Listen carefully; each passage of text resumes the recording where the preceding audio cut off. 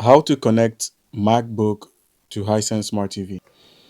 All right, so the first step you can actually try would be to use a HDMI cable. So all you need to do is plug the HDMI into your MacBook, use an adapter if you need to, plug the other end into your TV. On your Hisense TV, switch to the correct HDMI input and your screen should automatically mirror.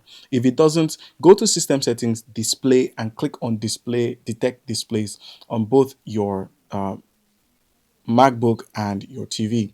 Now, the second option would be screen mirroring. So if your TV supports Apple Play or AirPlay, you can connect wirelessly. So connect your MacBook and TV to the same Wi-Fi.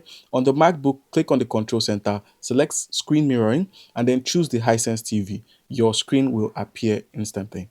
Now, the third option you could use is a third-party app if there's no AirPlay. So if your TV doesn't support AirPlay, use apps like AirScreen or Anycast. Install the app on your TV, connect via Wi-Fi, and it works on most televisions. Now, the fourth method is using streaming devices. That is, you could use streaming devices like Apple TV, Fire Stick. These give you the smoothest wireless mirroring. All right, so a bonus tip: if your audio isn't playing on your TV, just go into the sound settings, output, and select TV. That way it should work. All right, guys.